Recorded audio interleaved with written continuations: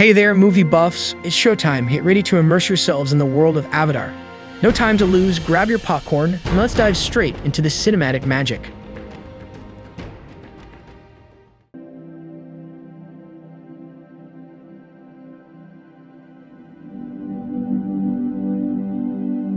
Jake is a disabled war hero living in the city. He usually spends his days at the bar. Also remembering his past, he fights with the people in the bar. However, he still doesn't know that his life is about to turn upside down. One day, some officers come to him and reveal about his twin brother. They reveal that Tom has been murdered. Although Jake is very surprised by this news, the officials want to hire him for a task that his brother did not complete. Apparently, Tom is preparing to go to investigate a planet called Pandora that has life like Earth that he has just discovered. Jake thinks about this proposal for a while, but when the officials tell him that they will pay him millions for this job, he immediately agrees. After this, he is put into a 6-year cold spell to prepare for the mission. When he wakes up, he discovers that he is on his way to Pandora with several others. Jake is given this special opportunity because he and his brother's DNA is a perfect match. In the next scene, Jake and the rest of the crew are on a shuttle to Pandora. The planet's atmosphere is very toxic, so everyone should wear a mask on their face at all times. If they are exposed to the atmosphere for as little as 20 seconds, they will die in 4 minutes. After landing on the mysterious planet, Jake immediately goes to a military briefing. Colonel Mize surrounds the soldiers and many civilians and gives a speech to them. He introduces them to the Navy, the people living in Pandora. They also say that if they want to live, they must obey the laws of this planet. Jake then goes to a testing center to meet Dr. Norm. He lets him see his avatar for the first time this time. He explains at this time that a human can connect to their avatar. It also says that the avatar is a genetically engineered Na'vi hybrid. Using this avatar, they can join the Na'vi people on the planet Pandora. After this, Jake and Norm enter the Bureau. This program is conducted by Dr. Grace. She wakes up here in a specially made pond that connects her avatar. Norm tries to introduce her to Jake, but she gets angry and leaves the room. Grace later clashes with Paker, the commander of the base and an RDA agent. RDA is a company in charge of all the army and other employees. She convinces Parker to explain that since Jake has no legs, he's useless for the project anyway. They also say that he is not a scientist. However, Parker says that Jake is the only person who has the same genes as his brother Tom, so it is essential to bring Tom's avatar to life. The next morning, Jake and Norm join their avatars in the lab. Before long, Jack's avatar wakes up in a separate room. Amazingly, he can now move his legs. Overjoyed, he defies the doctor's orders and runs to a place where several other avatars are playing. This is also a lot of fun involved in this game. Later, when Jake's avatar falls asleep, the connection between the two is lost and he wakes up in human form. Next, he meets the Colonel and talks to him. Jake wants to find out the true purpose that came to this planet. Finally, the Colonel decides to tell him the truth. Apparently, the planet Pandora has an extremely rare rock called unobtainium. This rock is worth millions on Earth. The best and biggest rock is where the Na'vi people live, but they will not allow people to take over their land, so Jake has to get them out of here anyway. The Colonel mentions that Jake has 3 months to connect with these new people, and it is said to encourage them to find another house during this time. If the mission is successful, Jake will be given new legs. However, at the end of 3 months, if the Na'vi people still refuse to leave here, they will deploy a military team and kill these people completely. The next day, Jake joins his avatar and flies over the surface of Pandora with Grace, Norm, and a few others. Before long, they land at a certain place and start collecting plant samples there. But Jake, who is very new to this unusual environment, wanders away from the group and explores the forest. Then an animal called Thanator appears from behind Jake. So isolating himself from his companions, Jake runs to escape from the animal. Luckily, Jake is able to escape from a waterfall. The animal roars because it has lost its prey. Jake's crew has been looking for him for a while, but as it gets dark, they decide to hurry to the base. Having lost all of his weapons during the night, Jake begins sharpening the pen here. While he sharpens the spear, a Na'vi woman watches him above him. As she prepares to shoot him with an arrow, a mysterious glowing part of the plant lands on her bow, stopping her. At the same time, a group of viper wolves attack Jake. This time it looks like he will surely die here. But surprisingly, the Navy woman comes to his aid and drives the wolves away. However, she is not satisfied with Jake and she quits Jake to go back to her tribe. She then prepares to leave, but Jake quickly follows her. He asks her to teach him how to save his life in the forest. At first, the woman refuses to help him, but when the mysterious glowing part of the plant starts to appear on Jake's body again, she is very surprised and decides to take him to her home, Omaticaya. She introduces herself here as Neytiri. However, as soon as they reach that place, the Navy people come to this outside world. Especially Neytiri's boyfriend wants to kill her. However, Neytiri stops them and takes Jake to her parents. By the way, they are the king and queen of this tribe. Jake tries to explain to them that he is a fighter, and he wants to learn about their culture and tradition. After the queen hears this, she stabs him in the chest and tastes his blood. She then concludes that he really has very pure blood, so she asks Neytiri to be her teacher and teach her. After a ritual meeting, Jake is finally brought to a very strange bed.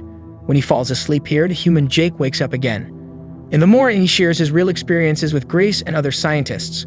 But once again, the Colonel reminds that there are only 3 months left to complete his mission. In the next scene, we are shown the human Jake recording his experiences through a video blog. Here he reports what he does every day. He reveals that his avatar is training with Neytiri. She asks him to choose an icon as her flying creature one day. At first, he was skeptical about this idea, but after a while, he chose an animal. His curly hair is associated with this condition. This allows him to control the table and learn how to properly ride him. The human Jake then informs the Colonel and Parker Novi about the huge home tree. It is also said that there is a very large rock deposit under this home tree. The Colonel decides to destroy the tree, but Jake pleads with him to give him time to negotiate with the noble and convince them to leave. Meanwhile, Grace learns that the Colonel is manipulating Jake, so she quickly transfers him to another location in the Hallelujah Mountains. She reveals that she only came to Pandora, a land most sacred to the Novi, to conduct investigations. Also, this rock is not important to her at all. One day, Jake and Neytiri are flying in the sky when they are unexpectedly chased by a Toruk. Toruk is a very large bird with beautiful colors but hates anything that flies. Fortunately, they manage to escape to the home tree. Neytiri shows Jake a dead Toruk at this point. She reveals that the last person to ride a Toruk was her ancestor. She says that she was able to unite all 5 Navi tribes during a very difficult time. After decades, no one has been brave enough to ride a Toruk. As the days pass, the Navi tribe finally begins to accept Jake as one of their own, and they even hold a ceremony to honor him. After the ceremony, Neytiri takes her to a place of prayer where the nerve at the end of her hair is connected to this tree. And after finally having a relationship, Neytiri informs him that he can now make a woman his wife. Jake thinks for a while and reveals that he wants to marry her. Neytiri is very surprised by this, but she finally accepts the proposal and the two kiss each other. After this, the new couple spends their night under this tree. Human Jake wakes up in the lab again. In the morning, Neytiri wakes up to falling trees and sees a number of bulldozers to destroy the forest. Knowing that they will be attacked, she tries to take Jake to a safe place. Meanwhile, Jake, who is in contact with his avatar, finally wakes up and climbs on the bulldozer and tries to stop it. But since nothing he does is working, he destroys the camera system here even though the soldiers start shooting at it. Luckily, he is able to reach the home tree. Back at the base, the Colonel recognizes Jake while watching these videos. He realizes that he is the avatar who tried to fail their mission. Enraged, he then enters the room and searches for Jake, while the bulldozer continues to destroy the forest. Meanwhile, the Novi decide to gather under the home tree and fight against the invaders. Jake and Grace try to stop them from doing this by protesting. However, the warrior Sully, after learning that Jake and Neytiri are married to each other, tries to kill him here.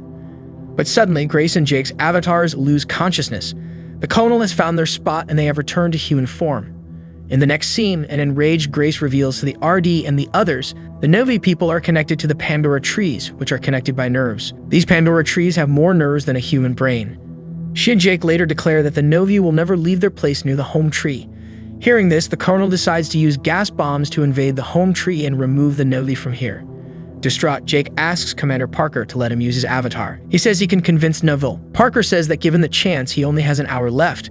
After he returns to the Novi, he reveals the human invasion here. And in the end, it is also accepted as one of them. Hearing this, Neytiri pushes Jake for breaking her trust. The other Novi don't like him, so they kidnap Jake and Grace as hostages. After this, Navila prepares to use flying animals to fight with humans. In the end, a terrible war begins. Their bows and arrows cannot even be turned against the mortars of men. Unfortunately, after a few explosions, the home tree is completely destroyed. Many Novi die in the process. During the war, the Queen unexpectedly comes to these 2 prisoners and frees them. And she is among these guys to save her tribe. Without wasting time, Jake goes to Neytiri and apologizes to her. But this effort will not work.